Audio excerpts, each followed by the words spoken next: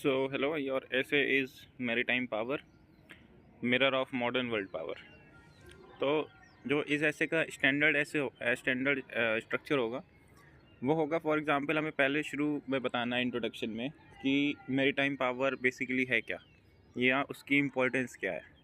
Importance हम बता सकते हैं, फॉर एग्जांपल उसमें से कितना ट्रेड पास होता है, उसमें से कितने वॉल्यूम का ट्रेड पास होता है, कितने वैल्यू का ट्रेड पास होता है।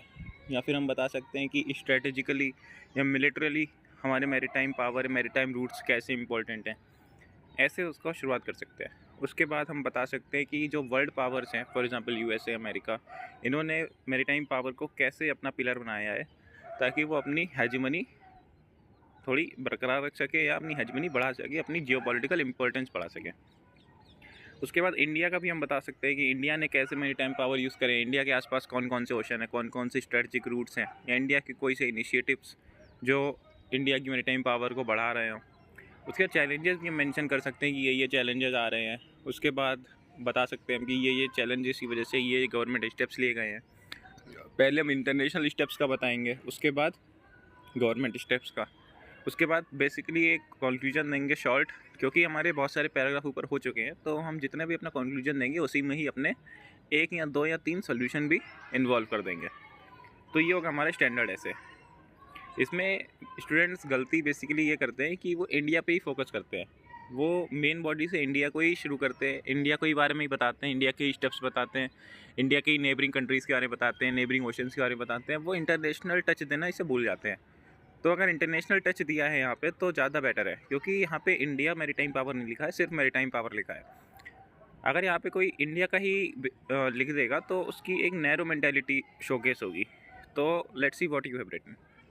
Maritime power is the nation's ability to extend military force, secure economic interest, and thus exert political influence across its coastal borders. A nation needs a strong naval force, good merchant shipping network, and infrastructure to control the strategic maritime routes. देखो, maritime पहली statement है, maritime power is the nation से coastal borders तक, ये ठीक है, ये intro का पार्ट है। बट उसके बाद देखो, a nation needs strong naval force, good merchant shipping. देखो, ये कंक्लूजन का पार्ट हो गया एक, कि किस वजह से हमारी मैरीटाइम रूट्स या मैरीटाइम पावर बढ़ सकती है। तो कंक्लूजन को इसमें मत घुसेड़ो।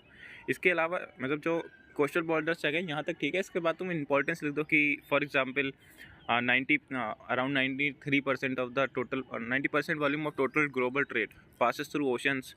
या फिर तुम ये बता सकते हो कि around 90% of the cable lines are under seas in the oceans, है ना। तो ये बता सकते हो। फिर India has long coast line of, देखो मैंने पहले बताया था कि जो मतलब जो ज़्यादा वाइड नहीं सोच सकता वो डायरेक्ट इंडिया पे आ जाएगा, जबकि हमारे क्वेश्चन में मेंशन भी नहीं है कि इंडिया के बारे में बताना है। तुम वर्ल्ड के बारे में बता सकते हो यहाँ पे, ताकि बहुत, अगर तुमने वर्ल्ड के बारे में बताया तो इसमें ज़्यादा मार्क्स मिलेंगे रादर देन इंडिया के बारे में बता रहे हो। पहले वर्ल्ड के बारे में बताओ। India has a long coast line of 11,098 kilometre. Its maritime sector is the backbone of its economy and security, ठीक है। It handles nearly 95% of the trade by volume, 75%, ये भी ठीक है। India has 12 major ports which acts as a global shipping hub. This act as a vital for energy security and economic growth. जब तुमने ये लिखा ना 12 मेजर पोर्ट्स, इससे बेटर है तुम ये लिखो कि इंडिया का कितना, for example special economic zone कितना है, एक्सक्लूसिव इकोनॉमिक जोन कितना है। फिर उसके बाद जब तुमने स्पेशल इकोनॉमिक जोन के बारे में बता दिया, उसके बाद तुम आ गए इंडियन नेवी पे। Indian navy present in the deep waters of Indian ocean region is a net security provider. It combats piracy and enhances stability through India's Sagar Security and Growth for All. Its Iron Indian Ocean Symposium initiative provides security. ये ठीक है, India की navy के बारे में ठीक लिखा है, सिक्योरिटी के बारे में।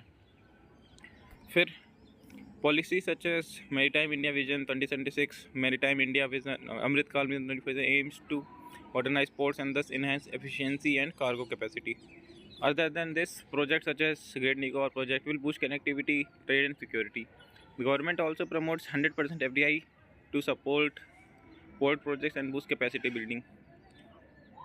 ठीक है, ये गवर्नमेंट पॉलिसीज़ के बारे में लिखा, बट गवर्नमेंट पॉलिसीज़ मेजरली लिखी जाती हैं हमारे जो स्टैंडर्ड ऐसे होता है हमारे चैलेंजेस के बाद। बट आगे देखते हैं क्या लिखा है। Being strategically important the Indian ocean region face challenges, ठीक है, which can disturb the regional balance China systematic expansion through its ports, Gwadar port, Hambantota. यहाँ पे तुम वो भी डाल सकते थे ना कि चाइना कैसे यूज़ कर रहा है बेल्ट एंड रोड इनिशिएटिव को, वो भी डाल सकते थे। ये भी डाला, ये भी ठीक है। The Indian navy face challenges due to delay in ship buildings, sensor combat systems on the addition to this climate change with take the sea level extremely rise coastal erosion. देखो तुमने ये चैलेंजेस लिखे, try करा करो कि एक paragraph एक page में लिखा करो। ये अगर तुमने देखो बीइंग स्ट्रेटेजिकली इंपॉर्टेंट नहीं, हाँ चैलेंजेस वाला पैराग्राफ 2 पेजेस में लाए हो, ट्राई करो कि एक पेज में लिखो इसे, या तो 3rd पेज में या 2nd पेज में।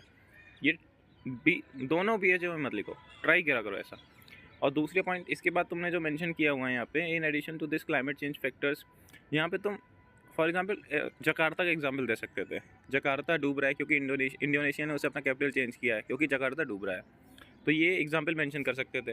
यहाँ वर्ल्ड बैंक की या कोई सी बॉडी की रिपोर्ट दे सकते थे कि फॉर एग्जांपल वर्ल्ड बैंक की रिपोर्ट आई है 1990 से लेके 2019 तक इतना सी लेवल राइज हुआ है, तो वो तुम मेंशन कर सकते थे यहाँ पे, वो ज़्यादा बेटर रहता rather than just writing the theory.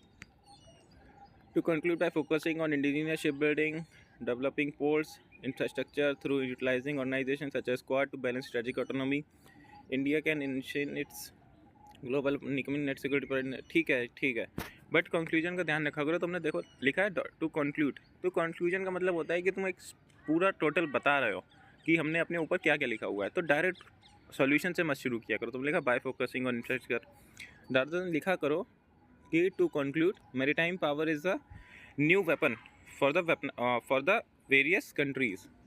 उसके बाद लिखा करो by focusing on indigenous ships building developing sustainable infrastructure and through utilising organisation such as Quad. इसके बाद सॉल्यूशन लिखा करो। तो जो पहली लाइन होती है कंक्लूजन की, वो एक ऑप्टिमिस्टिक होनी चाहिए, वो वही लाइन होनी चाहिए जो हमारे टॉपिक में हो, मतलब जो टॉपिक हो उसकी लाइन, वो लाइन होनी चाहिए। उसके बाद तुम सॉल्यूशन लिख सकते हो। तो अगर ओवरऑल देखा जाए, टोटल देखा जाए, तुम्हारा स्टैंडर्ड ऐसे था, जो ऐसे था वो वाइड कवरेज नहीं कर रहा था, वो खाली इंडिया पे फोकस कर रहा था। रादर देन हमें यूएसए को भी लाना है और वेरियस कंट्रीज़ को भी लाना है, चाइना को भी लाना है। यूएसए का हम एग्जांपल दे सकते हैं कि वो कैसे मैरीटाइम पावर बढ़ा रहा है, बहुत सारे आइलैंड्स में अपना मिलिट्री बेस इस्टेब्लिश करके। फॉर एग्जांपल डियागो गार्सिया में है, या फिर जिबूटी में कितने सारे मिलिट्री बेस हैं, वहाँ पे स्टेट ऑफ मलक्का है, बहुत सारे, मलक्का नहीं, स्टेट ऑफ हॉर्मूज है आई थिंक। तो बहुत सारे एग्जाम्पल हैं, वो तुम्हें ढूंढने पड़ेंगे, या जो मैंने ऐसे भेजा उसमें देखना। तो एक वाइड ऐसे नहीं था ये। उसके बाद इसमें तुमने गवर्नमेंट स्टेप्स लिखी, ये बढ़िया थी, बट ट्राई करा करो कि जो चैलेंजेस होते हैं उसके बाद गवर्नमेंट स्टेप्स मेंशन किया करो, तो वो ज़्यादा बेटर रहेगा। तो ये था तुम्हारा ओवरऑल रिव्यू, बट ज़्यादा ऐसे अच्छा नहीं था ये। तुम्हारी गवर्नमेंट स्टेप्स थी वो अच्छी थी, जो फॉर एग्जांपल यहाँ पे तुमने मेंशन कर रखा है कोस्ट लाइन इतनी है, या फिर इतना हैंडल होता है ट्रेड। इसके अलावा भी बहुत सारी जो इंपॉर्टेंट चीज़ें वो भी मिस हुई हैं, तो ज़्यादा बेटर ऐसे नहीं था ये। जो बोला है उस पर वर्क करना है एक बार। योर टोटल मार्क्स इज 2.5 और 3 आउट ऑफ 20। Thank you.